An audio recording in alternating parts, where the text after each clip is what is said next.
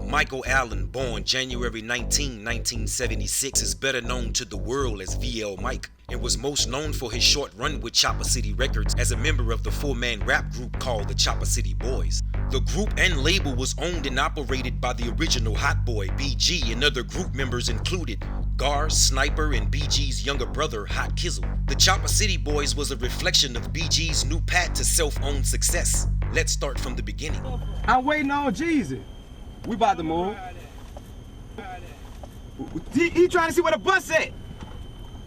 Wherever the tour bus at. Yeah.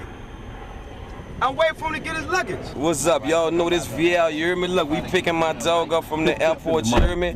Jesus, you hear me? What's up, homie? What's up? We picking my dog up from the airport, you hear me? Jesus and the bitch, you already know, you hear me? It's real. Man, we officially about to start this Part of the Streets Volume 2 tour, you know what I'm saying? And get out there and work hard.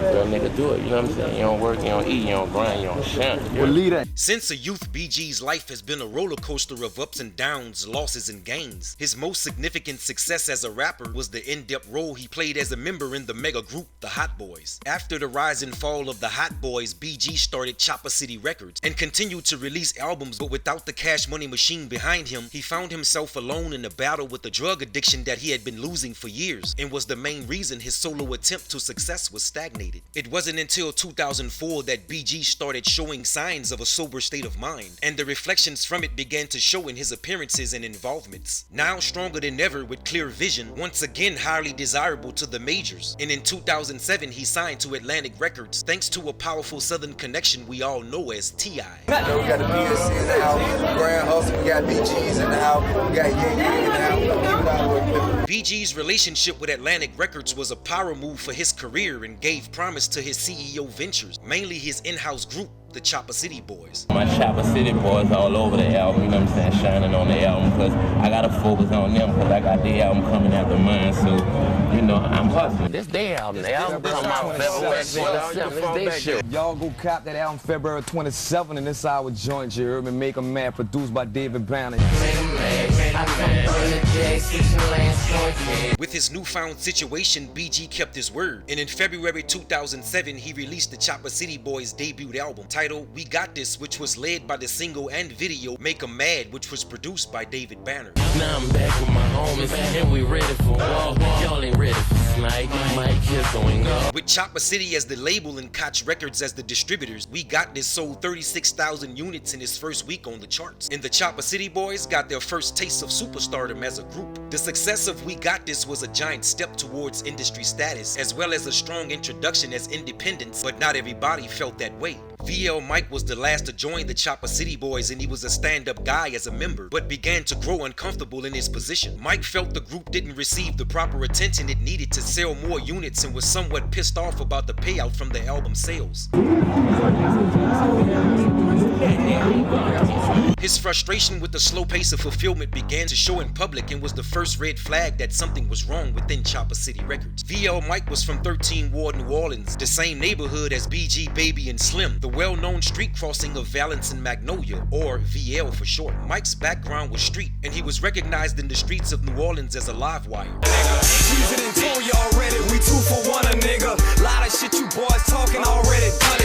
He was respected for his street reputation, but was new to the rap game on a higher level, and found it hard to separate the streets from the industry. Now who you got over here? Man, that's VL Mike, man. That's one of my Choppa City Boys, man. Hey, bro, I met you earlier now. You know what's up? I done tell this before, what you hear me? You caught all boys. It's me, Jesus, a brother, and two more, you hear me? We street, all the way street. I done done the time, I do the crime, I do whatever. I'm about this shit, you hear me? With newfound responsibilities as a CEO, recording and releasing new material, and juggling everything else that comes with running a full-time record label, BG's hands were full. He promoted and carried the Choppa City Boys name in every opportunity, but for VL Mike, it wasn't enough.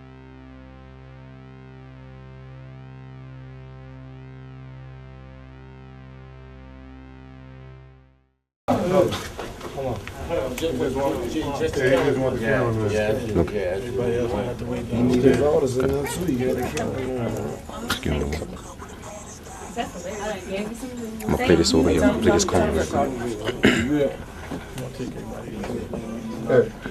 I told y'all I had my homeboy coming, man. One of the original hot boy of them all. 2007 was the year of new accomplishments for BG. From a rapper to a CEO was a major jump. And even though he did all he could to hold it together, it was just too much pressure for one man to handle. Recording material, promoting his album, making appearances, and having to do the same thing for his group became too much. Golf, Kizzle, Snipe, you know, VL, Mike. I'm setting them up with their album coming for the summer. Catch me looking in the telly with a pretty little hoe. Had the honeycomb hideout, putting bricks in the floor. That same year, BG's younger brother, Hot Kizzle, was forced to deal with a personal situation that hindered his ability to stay a full-time member with the group. His absence from appearances and shows increased to the point of no return, and the Choppa City Boys became a 3-member group. You got your brother, he's not here right now. Hot Kizzle, yeah. He the full member of the Choppa City Boys. With the absence of Hot Kizzle, the group had lost a powerful dynamic. And what started out as a wonderful year for BG was slowly turning into the opposite. VL Mike felt like the momentum was slowing down and decided to jump ship before it sank. Instead of supporting the label, he left, and the Choppa City Boys became a 2-member group. In 2008, BG released the Choppa City Boys' second and last album as a group. The album was led by the single and video Bubblegum. I'm the hardest thing you hear coming out the N.O. Anybody ever doubt me? Put 2 in your can vote. And on the other hand, VL Mike had set forth his solo career, and his agenda was based on 2 things: becoming the Scarface of the rap game and dissing his former CEO, BG. Mike blamed BG for several things that he felt went wrong with the Choppa City Boys and decided to tell the world through song. Bitch, it ain't over till I say it's fucking over, pussy. I'm all the way out there, bitch. I'm past that, bitch. Whack, don't even trip. Dog, leave him for me. It's coming straight out my mouth, nigga. Fuck BG. VL Mike was a dog, but no matter how loud he barked in his attempt to overthrow an industry legend like BG, no one was trying to hear it. He couldn't gain enough momentum to start a fuck BG movement, so he decided to focus more on another agenda: his talents. How many times I gotta make a difference? Keep it cocked at all times to make a nigga listen. During his time as a Choppa City boy, VL Mike had gained top connections that could work wonders for his career, and he decided to tap into them. VL Mike, right? I got you. You bet 2, then I'm a bet 4. And if you top that, I tell fresh break though. By playing his cards right, Mike began to gain some recognition. With no social media at the time, he took his movement on the road everywhere he could and landed a West Coast connect that would bring him more notoriety. His industry track record was growing, and by early 2008, he had collaborated with Manny Fresh, Game, Akon, and Webby. His hustle finally paid off, and in early 2008, he signed to Sony Epic Records, and his debut album, It's Only One Me, would be released in April 2008. Like many street guys who turn rapper and become successful in it, usually have a hard time with letting go of their street activities and involvements, and VL Mike was no exception. The NO hoods are jungles, and VL Mike was a beast, but he wasn't the only lion in the jungle with hunger, and whenever you bite, the hood bites back. April 20th, 2008, around 1 p.m. on the 4700 block of Mills Drive, VL Mike was shot several times while exiting his car, and was later found dead at University Hospital. The streets are unpredictable, especially in New Orleans. That's why it's wise to keep your music to the front and everything else is bullshit. Something BG could have learned from. On July 18, 2012, BG was sentenced to 14 years in federal prison for gun possession and witness tampering.